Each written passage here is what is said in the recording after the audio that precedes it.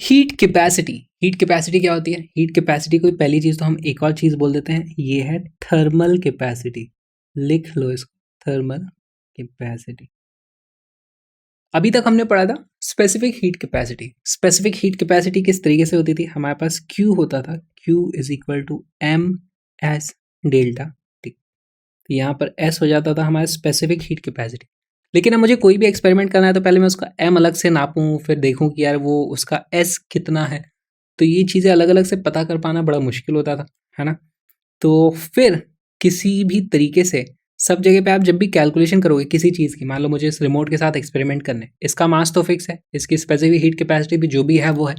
जब भी आप फॉर्मूले में यूज़ करोगे हमेशा ये दोनों मल्टीप्लिकेशन में आते थे। तो मैं सोचा यार इस टर्म को ही एक नई चीज़ बोल देते हैं और ये बन जाती है हीट कैपेसिटी। तो इस पूरी चीज़ को हम लिख देते हैं C। यहाँ delta T as it is है, यहाँ पर इधर Q एज इट इज़ है। अब ये जो C है इसे हम बोलते हैं हीट कैपेसिटी। ये था हमारा स्पेसिफिक हीट कैपेसिटी।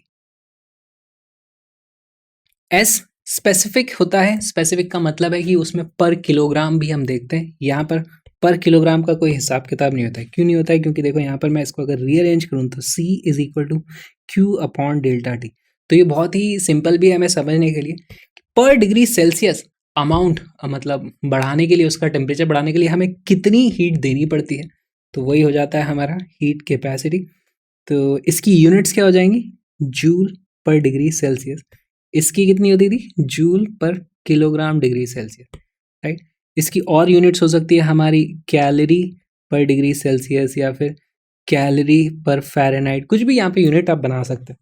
इसके भी हम डायमेंशंस पता कर सकते हैं। तो हमारे पास Q के डायमेंशन क्या होते थे? mL2T-2 जो एनर्जी होती है, नीचे हमारे पास डिनोमिनेटर में K। तो यहाँ पर वैल्यू आ जाती है इसकी हमारे पास mL2T-2 K-1। ओके। क्या हमारी स्पेसिफिक हीट कैपेसिटी कई बार आपने देखा था वेरिएबल होती थी, उसी तरीके से हमारी C की वैल्यू भी वेरिएबल होती है। क्यों? ये S टाइम टेम्परेचर का जो भी फंक्शन होता था उसमें एक कांस्टेंट से मल्टीप्लाई कर दोगे तो ये आ जाएगा।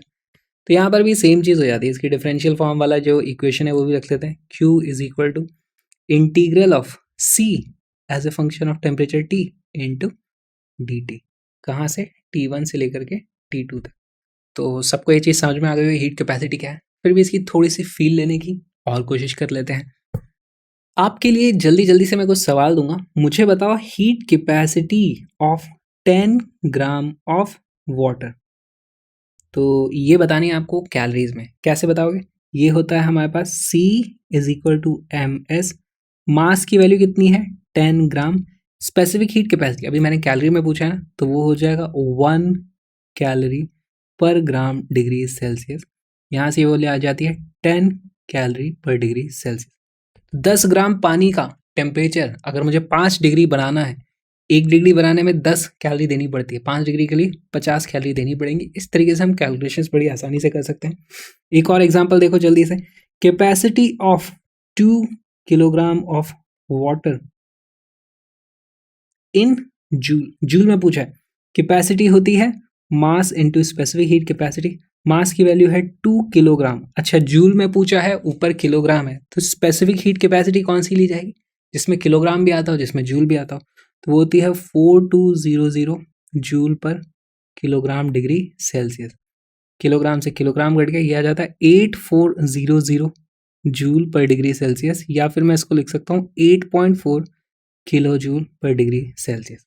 सबको समझ में आ रहा है? यहाँ पर बहुत ज़्यादा एनर्जी देनी पड़ रही है हर डिग्री सेल्सियस में उसका टेम्परेचर बढ़ाने में। यहाँ पर थोड़ी सी एनर्जी देता था तो भी टेम्परेचर बढ़ जाता था। तो ये कंपेयर करना आ गया। और C की वैल्यू क्या था? अच्छा, आपके लिए C ऑफ C। तो ये बताओ हमें C ऑफ C कितना हो जाएगा? तो यहाँ पर कैपेसिटी की वैल्यू हो जाती है mass into specific heat capacity of water. अब यहाँ पर मास तो है हमारा इनफाइनाइट, समुद्र का मास इनफाइनाइट है, तो इसकी वैल्यू ये आता है इनफाइनाइट जूल पर डिग्री सेल्सियस। तो हमें बहुत ज़्यादा एनर्जी देनी पड़ेगी पर degree Celsius rise of temperature के लिए। तो इसीलिए समुद्र का टेम्परेचर मैं नहीं बढ़ा सकता, हम लोग नहीं बढ़ा सकते।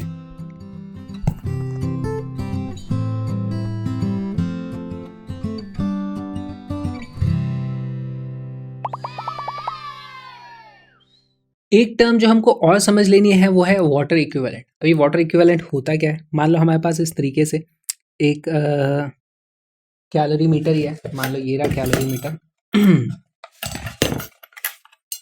इसमें मैंने भर दिया कुछ पानी, ठीक है, ये है, इसमें मैंने कितना भर दिया, 4 किलोग्राम वाटर, और ये है बना हुआ Cu का।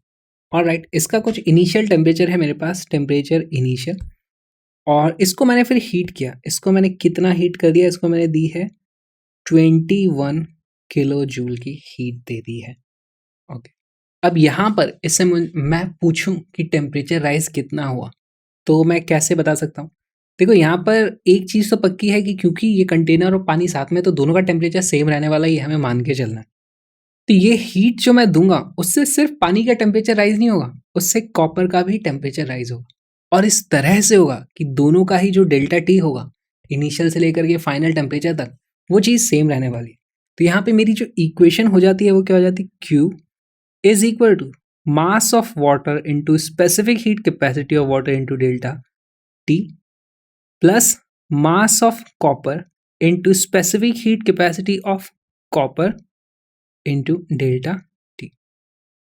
अब यहाँ पर ये बहुत ही मुश्किल सी सिचुएशन देखने को मिल रही है, इसको सॉल्व करना मुश्किल है।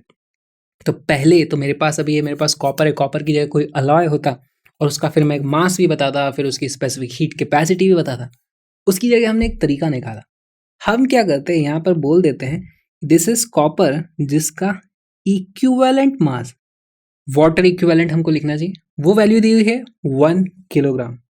इसका मतलब क्या हुआ, इसको मैं सीधे सीधे रिप्लेस कर सकता हूँ, यहाँ पर मैं मास ऑफ वाटर इक्विवेलेंट, तो उसको मैं MEQ लिखूँ।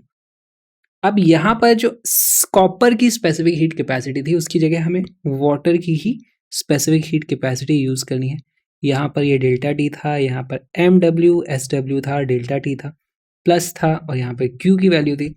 यहाँ पे आप देखोगे ध्यान से तो Q की वैल्यू आ जाती है Q is equal to MW plus MEQ into SW delta T. तो सीधी सीधी शब्दों में बोला जाए तो इस कॉपर का जो वाटर इक्विवेलेंट है उसको आप समझो कि वो पानी में यहाँ पर ऐड हो गया, और इस कॉपर को आप भूल जाओ। इस तरीके से हमें कैलकुलेशन करनी होती है। यहाँ इस पर्टिकुलर केस में कैलकुलेशन क्या हो जाएगी, Q था 21 किलो जूल, तो 21 into 10⁻³ joule is equal to water का मास कितना है, 4 किलोग्राम खुद पानी का, 1 किलोग्राम कॉपर ने इक्विवेलेंट लगा रखा, तो टोटल 5 किलोग्राम।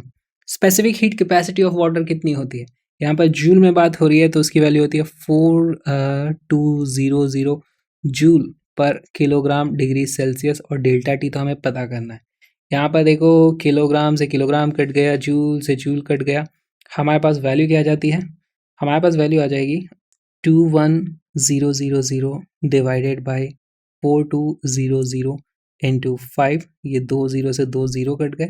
यहाँ पर आप इस तरीके से 210 का हाफ करोगे तो वो आ जाता है 42, और यहाँ 42 से 42 कट जाएगा, इसकी वैल्यू आ जाती है 1 is equal to delta T. Delta T की वैल्यू 1 डिग्री सेल्सियस हमें पता चल जाती है, delta T is equal to 1 degree Celsius. इस तरीके से हमें कैलकुलेशंस करनी होती है। तो बहुत ही आसान है, इसको हम देख लेते हैं फॉर्मूला क्या किया हमने, ये एक चेंज किया था। तो टेक्निकली जो हमारा फॉर्मूला हो जाता है वो जाता है मास ऑफ जो भी ऑब्जेक्ट है इनटू उसकी specific heat is replaced with mass equivalent into specific heat of water. यहाँ से हमें फॉर्मूला मिलता है mass equivalent is equal to MS upon S of water. यही एक फॉर्मूला है जो हमें याद रखना है।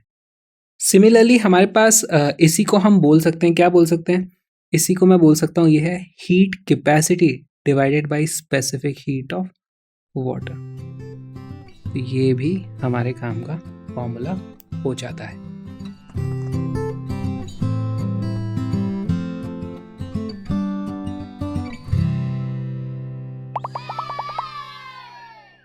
अभी आया है आप सभी के लिए बहुत ही छोटा सा सवाल, वीडियो को पॉज करो, इस क्वेश्चन को सॉल्व करो।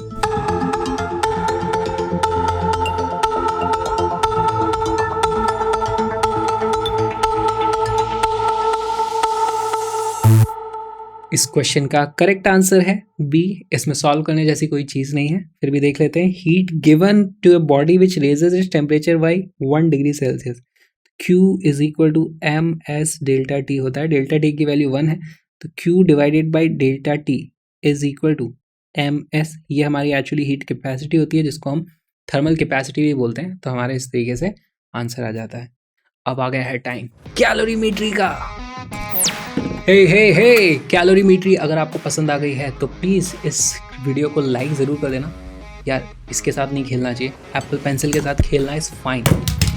Okay, that is also not fine. दोनों टूटेंगे तो एक से मेरे जिस्म पे खून आ सकता है, दूसरे से मेरी पॉकेट में खून आ सकता है, जो काफ़ी गहरी चोट होती है। प्लीज़ यार क्रैश ऐप को सपोर्ट करो। उसके लिए आप QR कोड को स्कैन कर सकते हो, उससे मुझे डायरेक्टली हेल्प करोगे आप। और आने वाले टाइम में बहुत सारे स्टूडेंट्स की हेल्प करने के लिए मैं बहुत सारे वीडियोस बना पाऊँगा। प्लीज़ मुझे सपोर्ट करो, प्लीज़ क्रैश ऐप को सपोर्ट करो। लिंक्स डिस्क्रिप्शन में भी है, उनको भी ज़रूर देखना। हम मिलेंगे अगले वीडियो में।